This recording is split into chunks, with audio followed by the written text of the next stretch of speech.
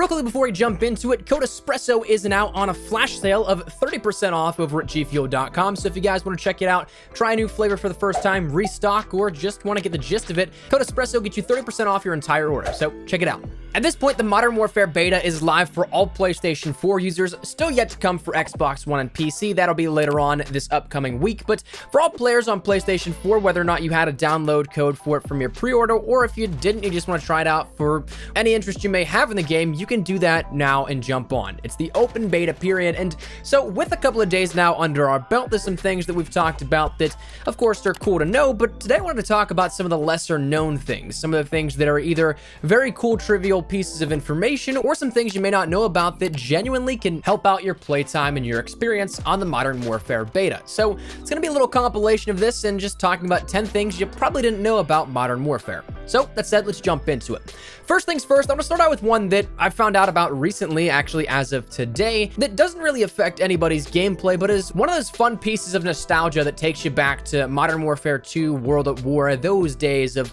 the air quote golden era of Call of Duty, if you want to put it that way. This being the fact that you can actually get your creator class titles colored. The first time that we've seen this in years to my recollection and knowledge, but there's a handful of different colors that you can make these titles within your creator class, and it's very simple to set up for yourself.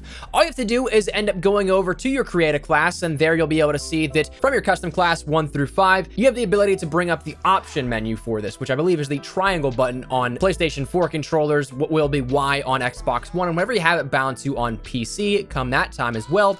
But you can end up seeing that you have the ability to rename the class. That part is nothing out of the ordinary. But when you go in and have the ability to edit this class name, all you have to do is go to the very front of that name and insert the caret key, or the up arrow icon on your keyboard, and any number 1 through 8. 9 and above doesn't really seem to compute or work well with this, so it just doesn't do anything, but you end up seeing that caret 1 is red, 2 is green, 3 is yellow, 4 is dark blue, 5 is that default cyan blue, 6 is pink, 7 is like a gray and light white color, and then 8 is black. So all you have to do is that caret icon and any number that you want for that corresponding color code, and then save the name, and it'll be there in your custom loadouts in a nice little color of your choosing. Now, it's not yet known if this is a bug or if this is something that's intended, but for the time being, you can end up doing this. Personally, I hope this isn't a bug and isn't something that gets patched out, but it is something that right now can add a little splash of color to your creator class loadouts. Found that one pretty interesting, haven't seen many people talk about it, and want to share it with you guys. The second one here comes down to, well, your in-game name. When you first jump on, it might not be something that you have your original name that you're necessarily used to. If you end up having your Activision account linked and you have on PlayStation, or by the time this comes around, your Xbox One gamer tag on your console, but you're logged in via your Activision account, the names might not match up.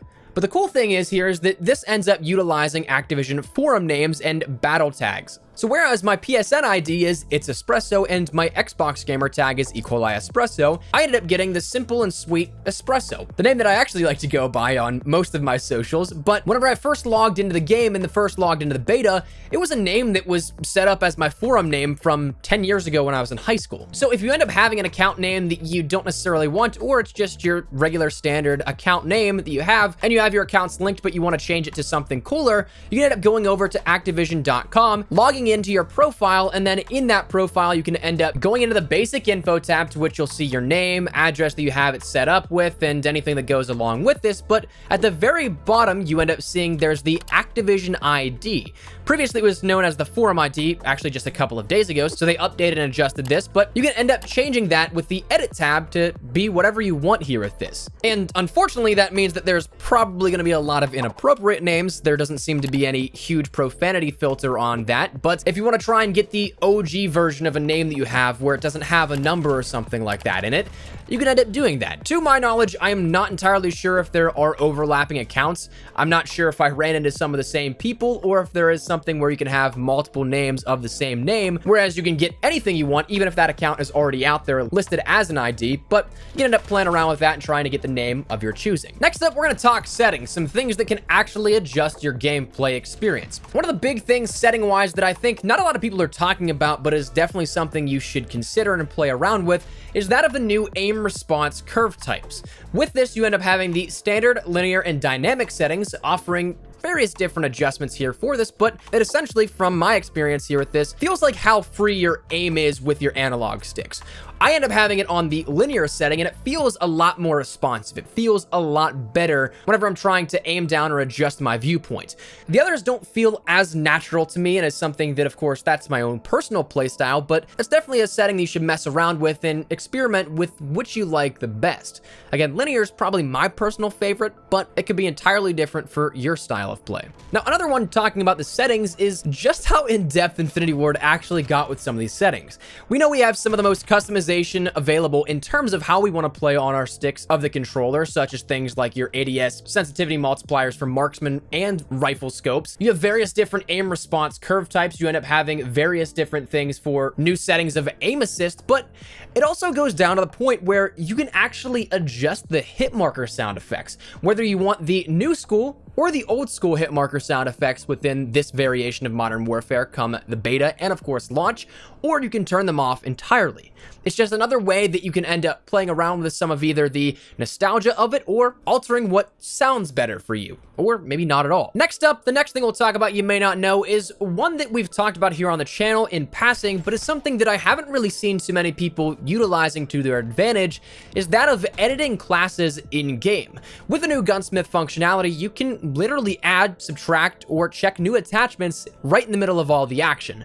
Now granted, you probably don't want to do that on B flag at the very start of the match, but it is something that if you have some spare time and you're not too worried about jumping right back into the action, you can literally change and alter the entire loadout you have, or any of the loadouts you have, right there in game. Personally, I did this a lot in terms of whenever I ranked up a weapon. I didn't finish creating my class entirely, but I don't want to continue putting more attachments on it. I ended up doing that in game, and it was something that I really enjoyed. Or if I was in a situation where I got really mad because they just changed the level cap to 20, so players now had Ghost unlocked, not gonna lie, I, in spite of all of that and in frustration, actually changed all of my loadout to put Ghost on in the middle of a match. That kind of stuff can be incredibly useful, but it's definitely a tool that we haven't seen before and is one that you may not know too much about, just how in-depth it goes. Additionally, extending on to the next point here, but also extending off of that customization, is that if you end up changing your class or editing it, you have a much larger window of grace period for when you can change your weapon or entire class loadout. Previously, if you ended up spawning in, you had about a 2 to 3 second period in which it would immediately change over to that class you selected. Otherwise, you'd end up getting your class will change upon your next respawn. That isn't the case here, in which at first I thought it was absolutely no time limit for that at all, but once I got into about 2 minutes of my life with that same class, then it said I had to wait until my respawn. So there is a larger window of that grace period that you can take advantage of, and it's something that, again, even off spawn, off the very beginning of a game, is very helpful. Next up is one that I don't know if it's a bug or if it's actually intended, but it's something you may have noticed if you played around in the newer mode of Cyber Attack as of yesterday and or today. That being the fact that streaks don't reset if you end up dying and getting revived. While, of course, you're not necessarily dead, it is something that I'm sure a lot of players thought would act like, say, Rejacked in Black Ops 3, where once you went down, it ended up giving you another chance to jump back into the fight immediately, but also would end up cutting that streak short because technically you died at that point.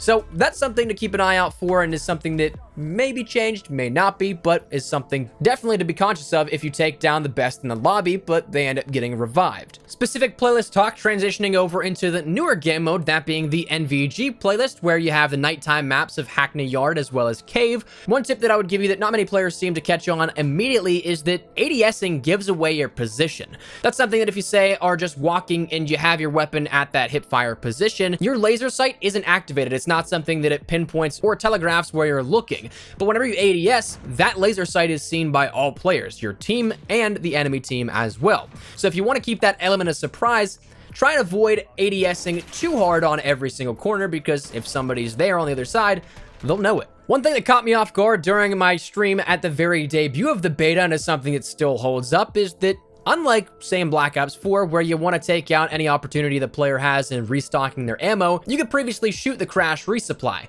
But if you end up shooting the munitions box within Call of Duty Modern Warfare, well, it is explosive. It ends up taking that explosive nature of the munitions from real life and applies it in-game, so you can die by shooting a munitions box. So be careful of that, be conscious of it, give yourself some space if you want to try and deny the enemy team any sort of resupply on their ammunition. Just be aware of that so it doesn't catch you off guard like it did for me. Now, the final thing we'll talk about is, again, a newer thing added in as of today is that of now the game mode filter. It's finally unlocked. The first 2 days of the beta, you could not adjust any of the matchmaking on the quick play, but you can now utilize those featured playlists of right now, as of the time of making this, that NVG playlist and also the Cyber Attack playlist, or you can end up making your own custom mosh pit of the game modes of your choosing. Off the top of my head, I think there's 5 playlists you can choose from that are defaulted into that mosh pit, but you can now pick and choose which ones you want to queue up for. So if you don't want to play, say, Domination 10v10, you can take that out of the rotation. You don't have to. You can search for anything other than that. So definitely a cool little feature that allows you to customize a little further that matchmaking experience. I'm hoping that come the full launch of the game, you'll of course have still the ability to choose every playlist you want naturally, not just that mosh pit of it, but we'll have to wait and see how that all plays out. But that's where we're gonna wrap it up here at this video. That is 10 things you may not have known about Modern Warfare after a few days of this beta here, but let me know your thoughts in the comments down below. Is there anything in particular that I may have missed that you think maybe players don't know too much about and you think it's definitely worth noting? Is there anything out of this list you found particularly interesting? Whatever it is, feel free to let me know your thoughts in the comments down below, but hopefully you enjoyed the video. If you did, make sure you drop a like down below, and of course, if you are new to the channel, make sure you guys subscribe so you don't miss a single thing regarding all things Modern Warfare. Anything regarding updates, news, information, tips, tricks, all that good stuff, we got you covered. So if any of that interests you, hit that subscribe button so you don't miss a single thing. If you guys also want to follow me over on Twitter and Instagram, those are the best place to get connected outside of YouTube. Practically live on both those. So if you guys want to strike up a conversation, ask me a question, whatever it may be, that link is down there in the description below. But on that, now, thank you guys all so much for watching. My name is Espresso. I'll see you guys later.